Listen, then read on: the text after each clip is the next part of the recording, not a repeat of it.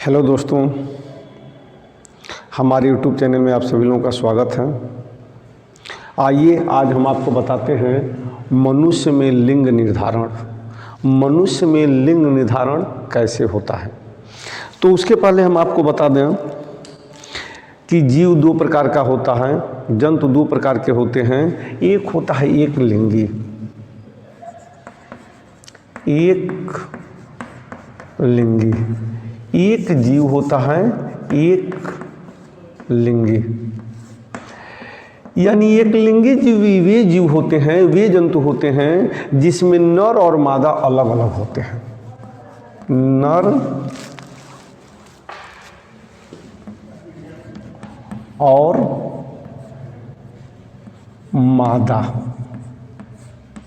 अलग अलग अलग अलग होते हैं।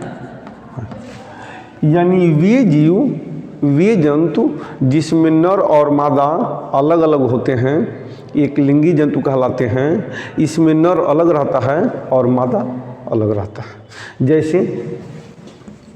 जैसे मनुष्य, गाय, भैंस इत्यादि। इसमें नर की जाति अलग होती है और मादा की जाति अलग होती है। इनको संतान उत्पन्न करने के लिए नर और मादा दोनों की आवश्यकता होती है। नर के अभाव में मादा और मादा के अभाव में नर ये संतान उत्पन्न नहीं कर सकते हैं। तो एक लिंगी जंतु वे जंतु होते हैं जिसमें नर और मादा अलग अलग होते हैं। अब दूसरा आता है द्विलिंगी। द्विलिंगी तो द्विलिंगी जंतु वे जंतु होते हैं जिसमें नर और मादा एक ही जंतु में होते हैं। एक ही जंतु में होते हैं। नर और मादा एक ही जंतु में होते हैं। इनको संतान उत्पन्न करने के लिए अलग अलग जंतुओं की आवश्यकता नहीं पड़ती है। यह सिंगल बॉडी, एक ही शरीर, ये अपना संतान उत्पन्न कर देते हैं। जैसे केंचुआ,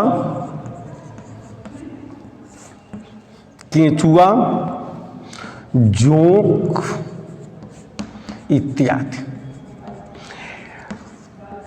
इनको जब संतान उत्पन्न करना होता है तो ये सिंगल बॉडी अकेले ही शरीर से संतान को उत्पन्न कर सकते हैं। इसमें नर और मादा अलग अलग नहीं होते हैं। तो आइए आज इस वीडियो के माध्यम से बताएंगे मनुष्य में लिंग निर्धारण। यानी मनुष्य में जो लिंग निर्धारण होता है, लड़का हो गया या लड़की, इसका जो निर्धारण होगा इसका जिम्मेदार कौन होता है, स्त्री होता है या पुरुष होता है, तो इस वीडियो के माध्यम से हम देखेंगे। तो आइए जाने हम। चूंकि मनुष्य में 23 जोड़े क्रोमोसोम्स होते हैं, यानी 46 क्रोमोसोम्स अथवा गुणसूत्र होते हैं। मनुष्य में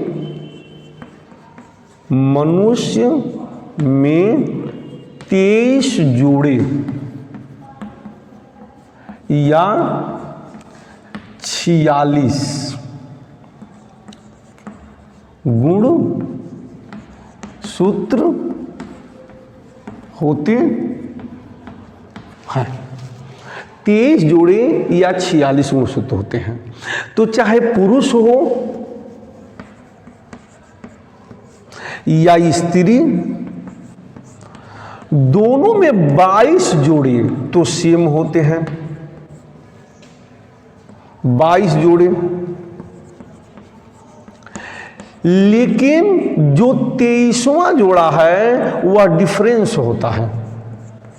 पुरुष में XY और स्त्री में XX होता है और कुल मिलाकर 46 गुणसूत्र इसमें भी होते हैं और 46 गुणसूत्र इसमें भी होते हैं।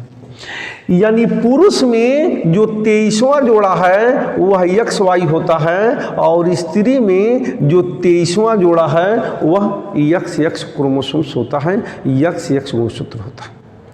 और इन्हीं दोनों गुणसूत्रों से लिंग का निर्धारण होता है, क्योंकि रिप्रोडक्शन के दौरान, प्रजनन के दौरान अथवा फर्टिलाइजेशन के दौरान यही क्रोमोसोम से आपस में मिलते हैं, जिससे लिंग का निर्धारण होता है। तो आइए मनुष्य में लिंग का निर्धारण कैसे होता है यह देखें हम।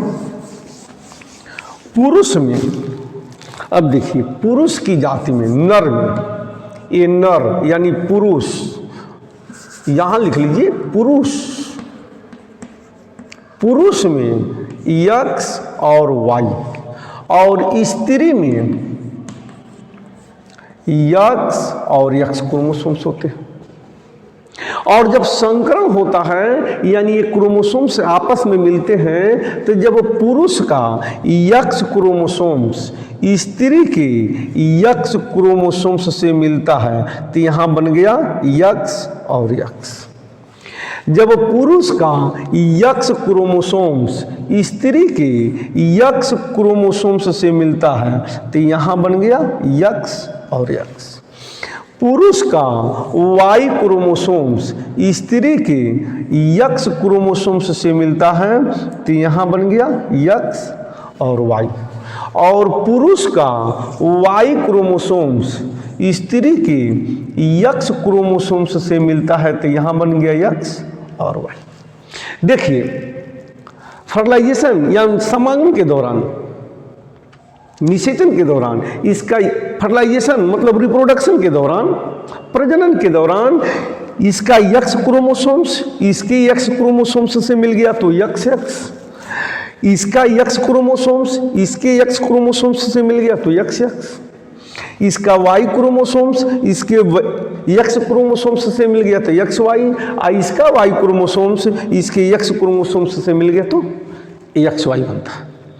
अब देखिए जब एक्स एक्स मिलता है तो उस दशा में होती है लड़की। यहां पर देखिए स्त्री या लड़की, उस दशा में होती है लड़की। और जब एक्स वाई मिलता है तो उस दशा में होता है लड़का। और देखिए यहां पर भी लड़का। अब देखिए स्त्री के पास केवल एक्स एक्स है और पुरुष के पास एक्स वाई है, तो हम देखेंगे कि लिंग के निर्धारण का पूर्ण और पूर्ण जिम्मेदार पुरुष है, न कि स्त्री है। अब लड़का होगा या लड़की, इसका पूर्ण जिम्मेदार पुरुष होता है, न कि स्त्री होती है। क्योंकि पुरुष के पास एक्स और वाई दो क्रोमोसोम्स हैं और स्त्री के पास एक्स और एक्स क्रोमोसोम्स हैं। तो कभी भी स्त्री यानी फीमेल अपना एक्स क्रोमोसोम्स ही देगी या उसका एक्स क्रोमोसोम्स ही मिलेगा, और पुरुष का एक्स क्रोमोसोम्स भी मिल सकता है और वाई क्रोमोसोम्स भी मिल सकता है। तो अगर एक्स क्रोमोसोम्स मिलेगा तो उस समय लड़की होगी और वाई क्रोमोसोम्स होगा तो लड़का होगा। अगर यहाँ से वाई क्रोमोसोम्स न जाए तो यहाँ पर केवल एक्स और एक्स ही है।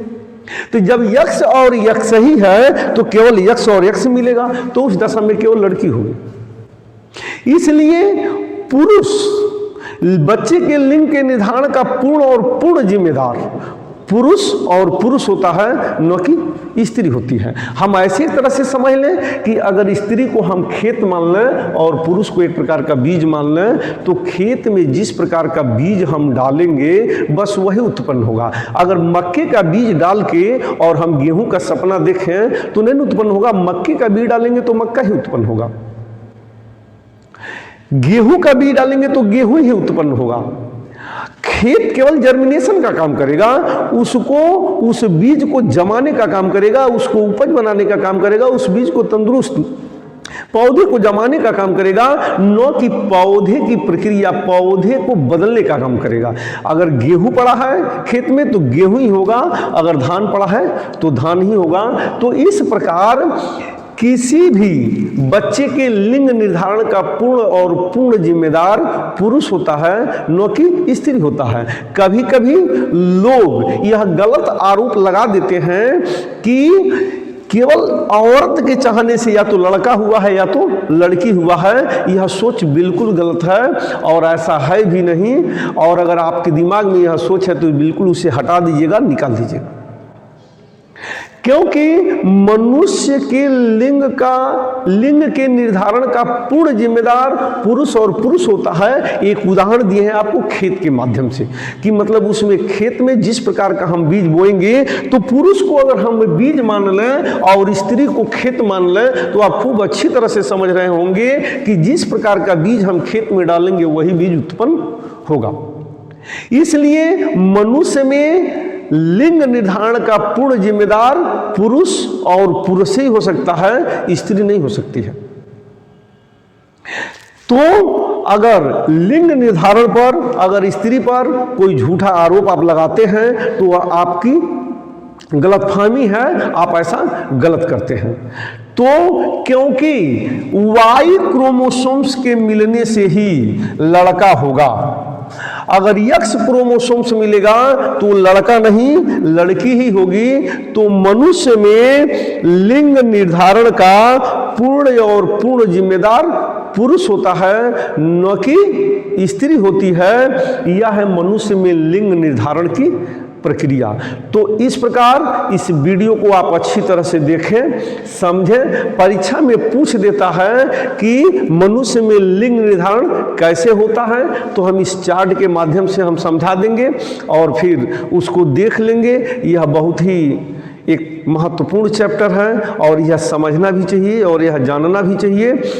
और कभी कभी समाज में स्त्रियों पर दोषारोपण लगता है तो इससे उसको अपनी बात कह के बचाना भी चाहिए। इस वीडियो को अच्छी तरह से देखें, समझें और अगर वीडियो में किसी प्रकार की गलती हो तो कमेंट बॉक्स में कमेंट करें। अगर वीडियो समझ में आया हो तो लाइक और सब्सक्राइब करें।